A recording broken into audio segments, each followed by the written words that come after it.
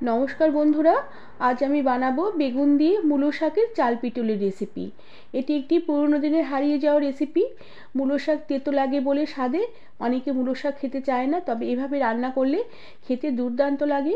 গরম গরম ভাতের সাথে খেতে অসাধারণ লাগে এর স্বাদ। রেসিপিটি বানানো একদমই সোজা, আর রেসিপিটি তোমাদের সম্পূর্ণ দেখার অনুরোধ রইল। দেখে ভালো লাগলে একটি লাইক, শেয়ার আর সাবস্ক্রাইব করে দেবার অনুরোধ রইল।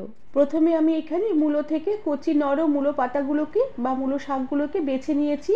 আর চাল পিটুলি বানাবার জন্য এখানে আমি অল্প করে একটু গোবিন্দভোগ চাল নিয়েছি। এবার মূলো শাকগুলোকে প্রথমে বেশ ভালো করে আমি একদম ঝিরিঝিরি করে মিহি করে কুচিয়ে নেব। বেশ ভালো করে শাক কুচিয়ে নেবার পরে শাক বেশ ভালো করে জল দিয়ে ধুয়ে নিতে হবে, কেননা মূলো শাকে প্রচুর বালি থাকে। একটা ঝুড়ির মধ্যে শাক রেখে বেশ ভালো করে 3 থেকে 4 বার কলের নিচে বেশ ভালো করে শাক ধুয়ে নিতে হবে, এতে শাকের বালি ভাবটা কেটে যাবে। আর এরপরে এই শাকগুলোকে বেশ ভালো করে জল ঝরিয়ে নিয়ে শাকের মধ্যে আমি অল্প করে একটু নুন ছড়িয়ে দিলাম।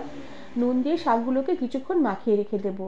আর এইভাবে নুন দিয়ে শাকগুলোকে মাখিয়ে নেবার পরে শাকগুলো একটু নরম হবে। এরপরে শাকগুলোকে হাত দিয়ে একটু জল নিংড়ে বের করে নেব, তবে খুব একটা বেশি নিংড়াবো না, হালকা হালকা করে শাকের জলগুলোকে বের করে নেব। এতে মূলো শাকের যে তেতো ভাবটা অনেকটা কেটে যাবে, আর শাকের যে একটা গন্ধ আছে গন্ধটা অনেকটা বেরিয়ে যাবে। মূলো শাকে আমি অল্প করে একটু বেগুন দেবো, তাই অল্প করে সামান্য একটু বেগুন নিয়েছি। আর এই বেগুনে আমি দিয়ে দিলাম সামান্য একটু নুন আর সামান্য একটু হলুদ গুঁড়ো, আর তার সাথে 1 চিমটির মতো আমি চিনি দিয়ে দিলাম। চিনি খুবই সামান্য দিয়েছি। এবার সমস্ত কিছু বেগুনের মধ্যে বেশ ভালো করে মাখিয়ে নেব। মাখিয়ে কিছুক্ষণ এভাবে রেখে দেবো। এতে বেগুনটা যখন ভাজবো, বেগুনটা তেলে দেবার পরে প্রচুর তেল টেনে নেয়। এভাবে বেগুন নুন হলুদ চিনি মাখিয়ে রেখে দেবার পরে ভাজলে বেগুনে কম তেল টানবে।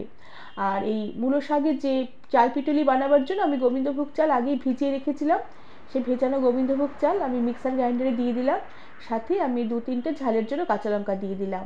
ঝালটা তোমরা তোমাদের নিজেদের রুচি অনুযায়ী দেবে, তবে শাকে খুব একটা বেশি ঝাল না দেওয়াই ভালো।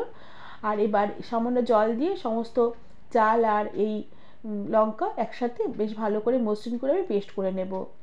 এরপরে গ্যাসে কড়া বসিয়ে কড়াতে পরিমাণ মতন তেল দিয়েছি। তেলও গরম হয়ে উঠলে প্রথমে আমি বেগুনগুলোকে ভেজে নেব। এর জন্য নুন হলুদ মাখানো বেগুনগুলোকে কড়াতে দিয়ে দিলাম। বেগুনগুলো সুন্দর একটু লাল লাল হয়ে ভাজা হয়ে এলে সমস্ত বেগুনগুলোকে বেশ ভালো করে তেল থেকে উঠিয়ে রেখে দিয়ে ওই তেলেই আমি কয়েকটা বিউলির ডালের বড়ি ভেজে নেব। এর জন্য কয়েকটা বিউলির ডালের বড়ি তেলে দিয়ে দিলাম। বড়িগুলোকে এবার বেশ ভালো করে একটু নেড়ে চেড়ে নেব।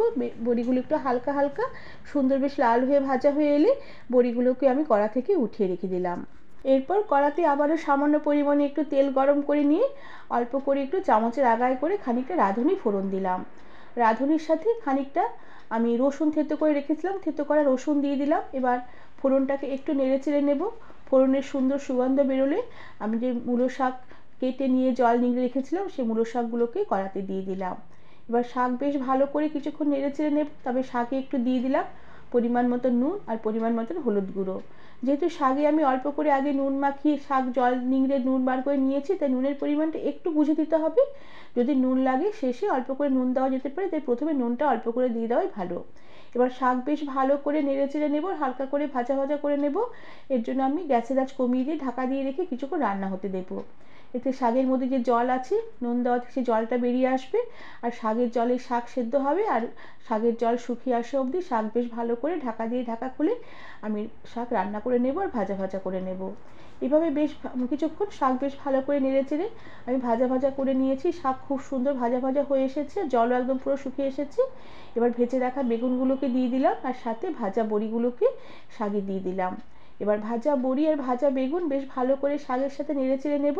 আবারও কিছুক্ষণ শাক নেড়ে চেড়ে হালকা করে একটু ভাজা ভাজা করে নেব। আর ভাজা বেগুন আর বড়িগুলো শাকের সাথে বেশ ভালোভাবে মিশে গেলে এবার যে গোবিন্দভোগ চাল ভিজানো আর লঙ্কা যে একসাথে বেটে রেখেছিলাম সেই চাল পিটুলি এবার শাকে দিয়ে দিলাম। আর চাল পিটুলি দিয়ে দেওয়ার পরে আমি সামান্য একটু স্বাদের ব্যালেন্সের জন্য চিনি ছড়িয়ে দিলাম। চিনিটা এখানে দিতেই হবে, কেননা মূলো শাকের চিনি দিলে পরে তার স্বাদ ভালো আসবে আর শাকের মধ্যে একটা স্বাদের ব্যালেন্স আসবে। এবার সব কিছু দিয়ে বেশ ভালো করে নেড়েচেড়ে মিশিয়ে নেব, যতক্ষণ না চাল পিটুলির জলভাবটা শাকের মধ্যে একদম শুকিয়ে গিয়ে শাকটা একদম মাখা মাখা হয়ে আঠালো হয়ে আসে আর একদম ঘন্টর মতন মাখা মাখা হয়ে আসে।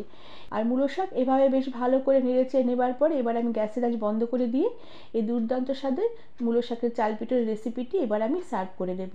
বন্ধুরা, এইভাবে তোমরা মূলো শাকের চাল পিটুলির রেসিপি খুব সহজেই বানিয়ে ফেলতে পারবে। এটি একটি পুরনো দিনের হারিয়ে যাওয়া রান্না, কিন্তু এইভাবে রান্না করলে খেতে দুর্দান্ত স্বাদের হবে আর বানানোর পদ্ধতি তোমরা দেখলে একদমই সোজা। যারা মূলো শাক খেতে চায় না, এভাবে রান্না করে দিলে তারা আঙুল চেটে পুটে খেয়ে নেবে। আর আজকের আমার রেসিপিটি তোমাদের ভালো লাগলে একটি লাইক শেয়ার আর সাবস্ক্রাইব করে দেবে অনুরোধ রইল। আর তার সাথে পাশে থাকা বেল আইকনটি প্রেস করে দেবে যাতে আমার সব নতুন ভিডিও নোটিফিকেশান তোমাদের কাছে পৌঁছে যায়। আর তার সাথে যারা আমার ফেসবুক পেজ থেকে দেখছো তাদের পেজটিকে ফলো করে দেওয়ার জন্য অনুরোধ রইল। আজ তাহলে আসি, পরে আবার একটি অন্য কোনো নতুন রেসিপির সাথে দেখা হবে। ধন্যবাদ বন্ধুরা।